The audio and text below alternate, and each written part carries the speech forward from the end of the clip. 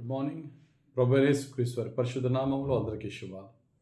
ఈరోజు మన అనుదిన ఆత్మీయ ఆహారంగా యోహాను రాసిన మొదటి పత్రికలో నుండి 3వ అధ్యాయము 10వ వచనాన్ని ధ్యానించుకున్నాం. దీనిని బట్టి దేవుని పిల్లలెవరో అపవాది పిల్లలెవరో తేటపడును. నీతిని జరిగించని ప్రతివాడును తన సహోదరుని ప్రేమింపని ప్రతివాడును దేవుని సంబంధులు కారు. ఈ ఒక్క వచనంలో మనకి చాలా స్పష్టంగా తెలుస్తుంది, ఈ వ్యక్తి క్రైస్తవుడా కాదా, దేవుని బిడ్డ కాదా అని మనం తెలుసుకోవాలి అంటే రెండు ఐడెంటిటీ మార్క్స్ ఇక్కడ రాయబడి ఉన్నాయి. రెండు ముఖ్యమైన గుర్తులు ఏంటంటే నీతి, ప్రేమ. నీతి, ప్రేమ ఈ రెండూ కూడా ఒక వ్యక్తిలో ఉన్నప్పుడే, రెండిట్లో ఒకటి కాదు, నీతి ఉండాలి, ప్రేమ ఉండాలి. ఈ రెండు ఉంటేనే కానీ ఆ వ్యక్తి క్రైస్తవుడని అనడానికి ఏమాత్రం వీల్లేదు. ఈ రెండు కాకుండా ఇంతకన్నా గొప్ప మాలు ఉన్నాయండి అనేవారు కొంతమంది ఉంటారు. ఏంటట, మొత్తం బైబిల్ ఆదికాండం నుండి ప్రకటన గ్రంథం వరకు 66 పుస్తకాలు బాగా మహాజ్ఞానాన్ని సంపాదించిన వ్యక్తి అవ్వచ్చు, కానీ ఆ వ్యక్తిలో నీతి, ప్రేమ లేకపోతే అతడు సెల్ఫ్ క్లెయిమ్డ్ క్రిస్టియన్గా తనకు తాను క్రైస్తవుడుగా చెప్పుకోవచ్చేమో కానీ దేవుని దృష్టిలో క్రైస్తవుడు కాదు. రోజుకు 1 గంట ప్రార్థన చేస్తానండి, లేక 2 గంటలు ప్రార్థన చేస్తానండి అన్న ఆ వ్యక్తిలో నీతి, ప్రేమ లేకపోతే ఆ వ్యక్తి క్రైస్తవుడు కాదు. దేవదూత భాషలో మాట్లాడినను ప్రేమ లేని వాడినైతే వ్యర్థునే అంటాడు భక్తుడైనటువంటి పౌలు గారు.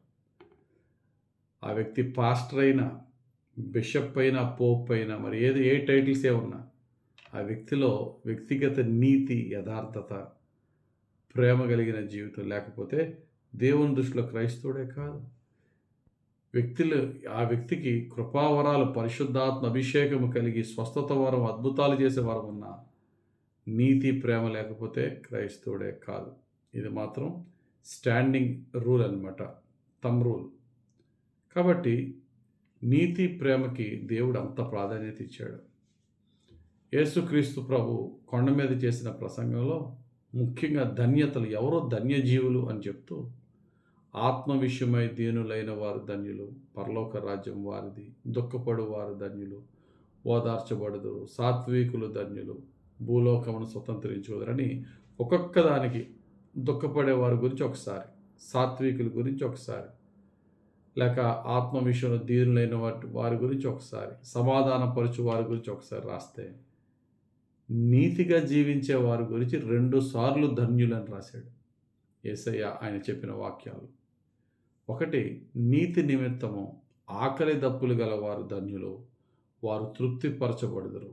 రెండవది, నీతి నిమిత్తము హింసింపబడు వారు ధన్యులు, వారిదే పరలోక రాజ్యం అన్నాడు. మత్తయి సువార్త 5వ అధ్యాయంలో 6వ వచనం, 10వ వచనం రెండాటిలో కూడా నీతి గురించి ఎంత ప్రాధాన్యత ఇచ్చాడు దేవుడు. నీతి లేకపోతే పరలోక రాజ్యానికి వెళ్ళలేరు, ఎంత గొప్ప పాస్టర్ అయినా అని దేవుడు చెప్పాడు. రెండోది ప్రేమ. యోహాను భక్తుడు ఏమంటారంటే, ప్రేమే ఒకడిని నరకం నుండి, నిత్య మరణం నుండి జీవములోనికి దాటించేది, వాడిలో ఉన్న ప్రేమే అన్నాడు. కానీ ఇంక ఏ గొప్ప క్వాలిటీ ఏమనలేదు. చూద్దాం ఒకసారి.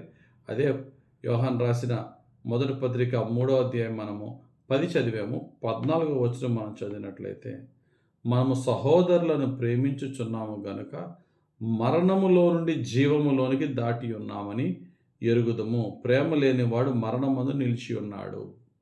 అంటే ప్రేమ లేనివాడు మరణిస్తాడని, ప్రేమ కలిగిన వాడు మరణాన్ని జయించి జీవంలోనికి వెళ్తాడని ఇక్కడ వాక్యంలో రాయబడి ఉంది. అంటే ప్రేమ కలిగిన వాడు మరణించడనా కాదు, ఇక్కడ ఈ శరీరపరమైన ఈ మరణం కాదు, నిత్య మరణం, శాశ్వత మరణం, దేవుని శిక్ష నుండి నిత్య జీవములోనికి ఎవడు వెళ్ళగలడంటే తన సహోదరుని ప్రేమించువాడే.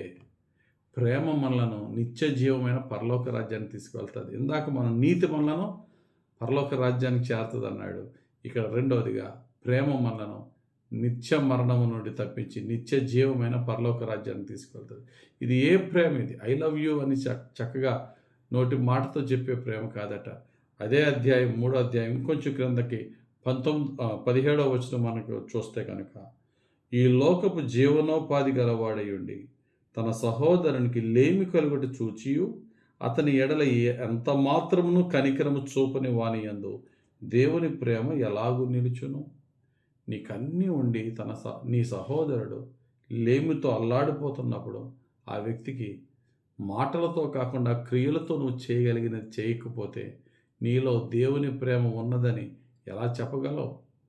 కాబట్టి నీ ప్రేమ మాటలతో కాదు, నీ ప్రేమ క్రియలతో ఉండాలి అని వాక్యం తెలియజేస్తున్నది. కాబట్టి ఈరోజు దేవుడు మనందరికీ చెప్తున్న మాట ఏంటంటే, నువ్వు ఏ వృత్తులన్నా ఉండు, ఎక్కడన్నా ఉండు, నీతి యథార్థత కలిగి ఉండు, ప్రేమ కలిగి ఉండు, ఎదటి వాని పట్ల ప్రేమ కలిగి ఉండు. ఈ 2 లక్షణాలే నిన్నైనా నన్నైనా క్రైస్తవునిగా దేవుడు అంగీకరించిన క్రైస్తవుడిగా మార్చారు. కాబట్టి ఈ 2 ఏరియాస్లో మనం వర్కౌట్ చేద్దాం. దేవుడు మనకు సహాయం చేసి పరిశుద్ధాత్మ దేవుని సహాయం ద్వారా మన జీవితంలో చివరి శ్వాస వరకు నీతిగా ప్రేమ కలిగి జీవించే భాగ్యము మనందరికీ పరమ తండ్రి అనుగ్రహించునుగాక. ఆమేన్. పరిశుద్ధుడా, ప్రేమ కలిగిన తండ్రి, ధ్యానించిన వాక్యం బట్టి వందనాలు. ఇచ్చిన వాక్యమును అయా మేమేమైతే ధ్యానించి నీతి ప్రేమ మా జీవిత కాలం ఉండాలని ఆశపడుతూ నేను వేడుకొంచున్నాము. తండ్రి, నీ దయచూపి మా బలహీనతపై నీవే దయచూపి మాకు జ్ఞానాన్ని ఇచ్చి నీ వాక్యానుసారంగా నడిచే నీ పరిశుద్ధాత్మ సహాయముతో మమ్మలను నడిపించి నీ కృపతో మమ్మలను నీతిమంతులుగాను ప్రేమ కలిగిన వారుగాను మమ్మల్ని తీర్చిదిద్ది పరిశుద్ధపరచమని యేసుక్రీస్తు వారి పరిశుద్ధ నామంలో ప్రార్థించి వేడుకొంచున్నాం తండ్రి. ఆమేన్. తండ్రి యొక్కయు కుమారుని యొక్కయు పరిశుద్ధాత్మ దేవుని అభిషేకం మనల్ని యేసుక్రీస్తు యొక్క నీతి ప్రేమలో పరిశుద్ధాత్ముడు నడిపించి దీవించును గాక. Amen. God bless you. Have very blessed day.